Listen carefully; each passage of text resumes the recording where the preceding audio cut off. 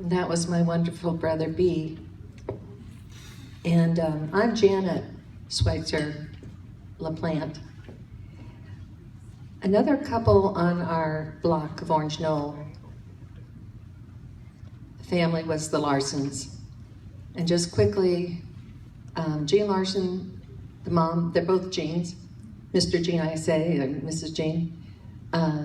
Jean has had some knee surgeries, and today, actually, she fell this morning again, out in the parking lot. She's doing fine, but is very swollen. Tom, her son, is here, and as well as her husband, Jean. But you won't believe this, but Bob Reich came over and said, "Come on, Jean, I'm taking you to the ER room." And he just wanted to get her checked and get her in quickly and check the x-ray. And Jean said, "No, you can't leave here." And he said, "Mom is telling me to get Jean to the ER." So that's who we are on Orange Knoll Avenue.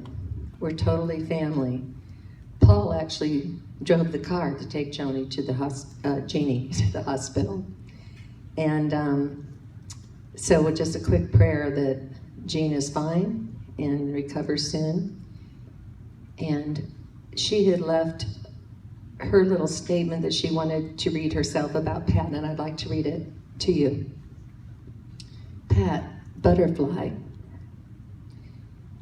And she said, "Bob, you captured your mom's spirit beautifully in your remarks. It is her spirit that I would like to talk about today. My husband Gene and I and our 5 children have known the Reiches since 1963, when our families lived on Orange Knoll Avenue in San Bernardino. Pat was the best friend anyone could ever have. She was also a world-class giver of gifts. She knew what symbol meant the most to someone, such as angels, hearts, birds, flowers, whatever. And her gifts reflected that. For me, Jean, it was butterflies.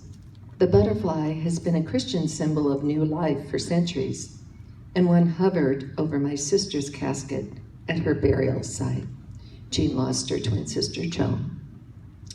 Pat understood the symbolism and showered me with butterfly gifts, including the beautiful butterfly pin she's wearing today. Several years ago, Pat sent me this poem. Excuse me.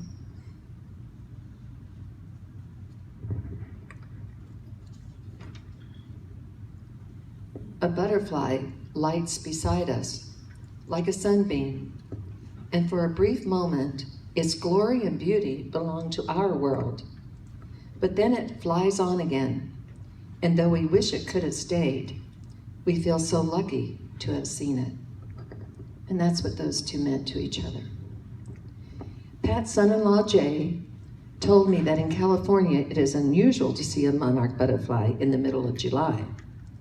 Yet about an hour after Pat passed away, as Jay and I were sitting on her patio, a monarch butterfly flew between us.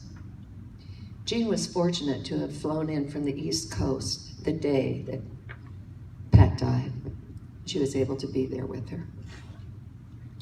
From now on, when you see a butterfly, think of Pat and be assured that her spirit is floating free, at peace, in God's loving embrace.